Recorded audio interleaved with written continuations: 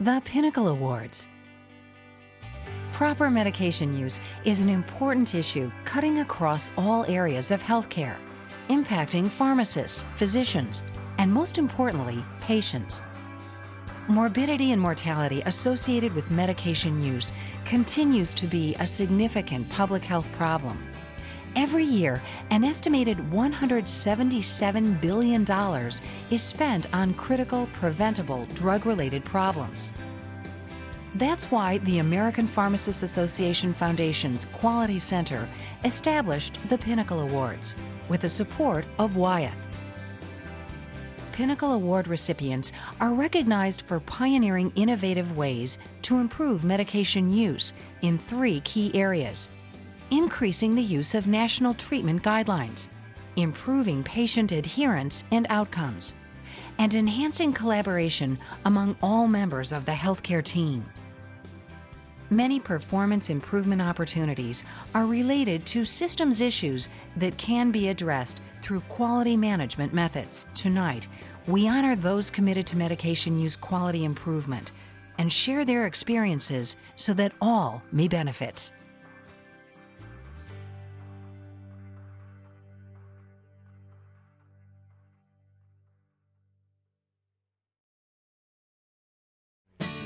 Celeste Flowers lives by the belief that if you treat people fairly and with respect, they'll reciprocate.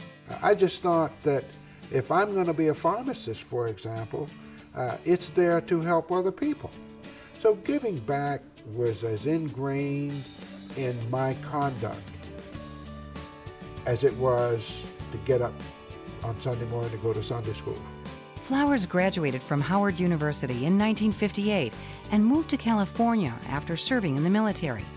He worked as a pharmacist and spent months planning and saving to start his own business. In 1964, he opened The Apothecary, the first of what is now a chain of pharmacies in working-class neighborhoods. So The Apothecary was intended to say, here's a pharmacy that sells nothing but medicines. We're experts in nothing but medicine. Within a few years, he founded Ramsell Corporation, based in Oakland, California, as a holding company for his successful community pharmacies. We hired, we trained, we promoted, we encouraged people out of that community. They know that community that I got to know as well as I do. Everything the good Lord made, tall, short, black, white, gay, straight, not sure, represent the men and women in Ramsell. We call ourselves a family. Flowers entered the public health arena in the 1970s, working as a pharmacy director on an independent contract with the Department of Mental Health to provide methadone treatment services in San Francisco's impoverished Western Addition neighborhood. He got to know the people a little bit better. He met the patients and talked to them and got a flavor for their lives. And in doing so, discovered an opportunity. At the time in San Francisco County, where a patient at that methadone clinic would receive their treatment, they would see a psychiatrist, but if that psychiatrist had issued them a prescription, they would have to leave the clinic and go to the other side of town, the San Francisco General, to actually pick up the medication. Well, my father's idea, again, focusing on continuity of care, access to care, actually established the first outpatient prescription drug plan in San Francisco for their mental health department. With his reputation as a leader in the field already established, San Francisco County turned to Flowers and Ramsell to manage its AIDS drug assistance program. The model that my father developed in San Francisco in 1992 and 1993 is today the model that runs the largest AIDS drug assistance program in the country. Along the way, Flowers realized the power of technology and began developing healthcare administration solutions. What's different about us is that we use very cutting-edge technologies, and we gain great economy of scale through use of those technologies to be able to deliver better quality of life to people at a low cost. Ramsell has grown to include 4 companies and a nonprofit organization called the Flowers Heritage Foundation. 10% of each company's profits are donated to the foundation, whose mission is to help those with HIV/AIDS receive access to life-saving medications. The Flowers Heritage Foundation is the heart of Ramsell Holding Corporation, or the conscience for that matter. We are a vehicle or a reflection of Syl Flowers' commitment to giving back to the community. My mom, Carrie, taught me and oriented me to take care of the people that make themselves available, that in turn take care of you. This is Carrie's dream. Giving back is what we're supposed to do. That's a corporate responsibility that I embrace with all my heart. Syl, in my view, is unique because he's bright, he's competent, and he's socially sensitive. And he can articulate equally with people of all levels of society. My grandmother would say that Syl has a good heart, and a good heart glows, and people can't miss that. And I see that in Syl every time I'm in his presence. It's not only his amazing sense of humor, but it's the way he has an ability to connect to almost every person he comes in contact with, no matter what age, sex, color, race, creed, you name it. He has that innate ability, and that's almost magical. I think he really recognizes and appreciates where he's come from, the road that he's traveled, and it's like every day is kid in a candy store where you get to really reap the benefits of all that he's worked for and appreciate what he has going on around him and the people that are in his life. And so he's complex yet simple, but he's a caring man, a proud man, and I'm proud to have him as my father. Syl has been a mentor. He's resourceful and an innovator.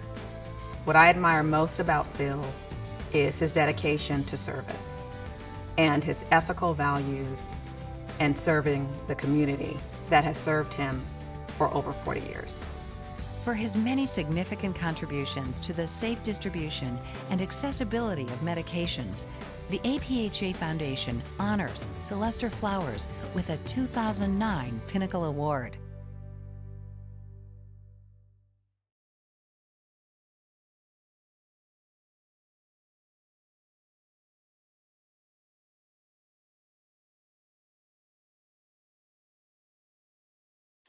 Novant Health is a not-for-profit, integrated healthcare system. Based in Winston-Salem, North Carolina, Novant serves more than 5 million people in North Carolina, South Carolina, and Virginia. In 2005, Novant participated in a study to examine adverse drug events leading to hospital admissions.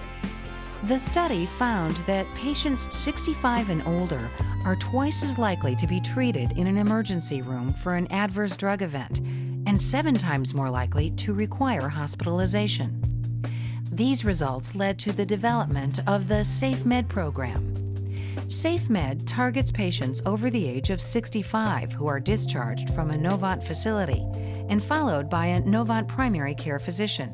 It's a fantastic program because what it's meant to do is capture patients that leave the hospital on multiple medications or patients that are at risk of having medication problems and have them directly linked to a pharmacist. SafeMed uses clinical pharmacists to provide patient education about medication safety, reconcile the medication regimen, identify potential complications of therapy, and provide the primary care physician with a complete list of each patient's medications. When I see a patient that's been in the hospital and discharged on multiple medications, they always have been linked with the SafeMed pharmacist. So I have a sheet in my hand that shows exactly what medicines they're taking, and I feel 100% confident that the patient understands that they're taking those medicines and that they have the prescription and they're taking them correctly. So we're starting on a page where we're all understanding the medicines from day one. Yeah, Yeah, Mr. Smith, my name is Becky Bean. I'm a pharmacist and I work with Novant Medical Group. Once the pharmacist reviews the discharge medication list, the patients are called to provide a targeted intervention.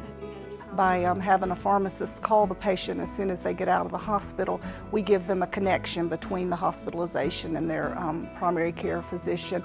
We go over all the medications in the hospital that they were on in the hospital, try to make sure they understand, and they have a contact person for in the future. We will contact patients once they're back in their home setting.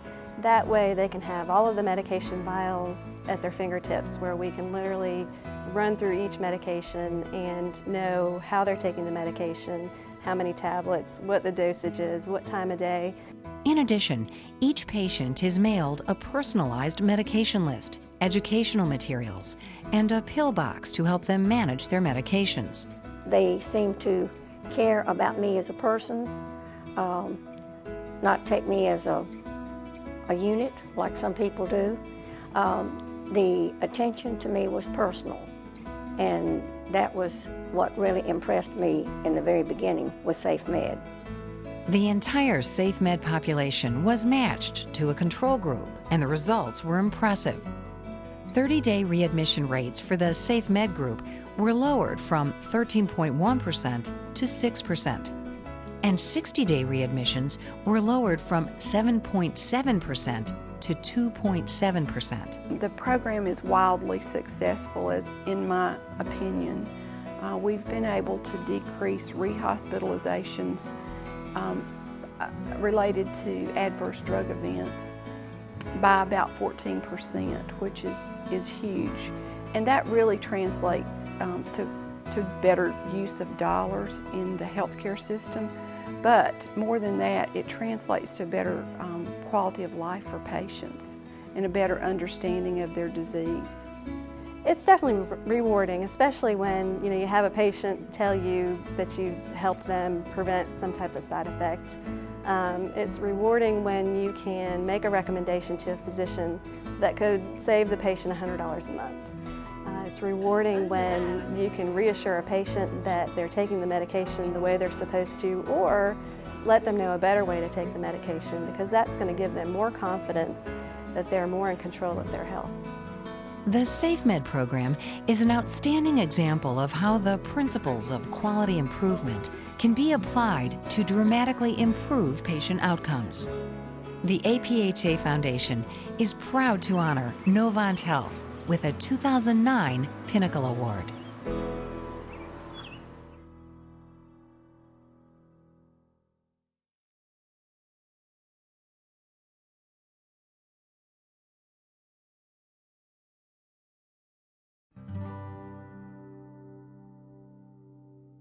In 2001, El Rio Community Health Center began the pharmacy-based diabetes management program as an innovative way to serve Tucson's Hispanic and Native American population who are living at or below the poverty level. Through the program, pharmacists serve as the primary health care provider for the patient's diabetes, hypertension, and hyperlipidemia management.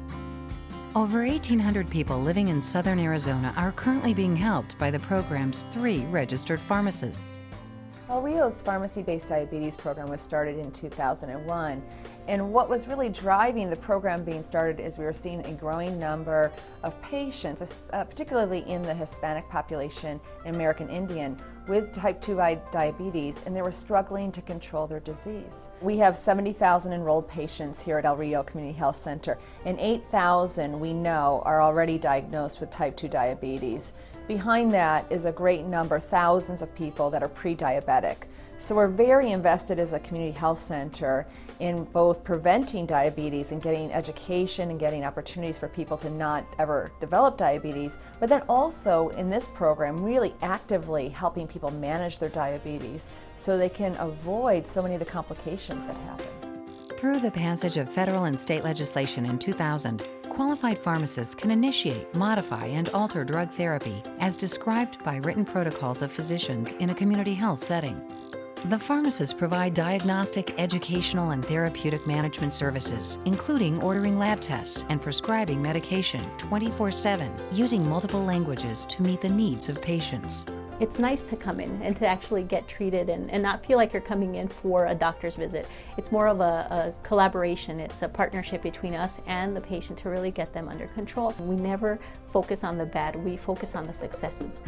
The primary goal of the program is to lower the following key indicators of diabetes and heart problems: A1C or blood sugar level, LDL or bad cholesterol, SBP, DBP or blood pressure level.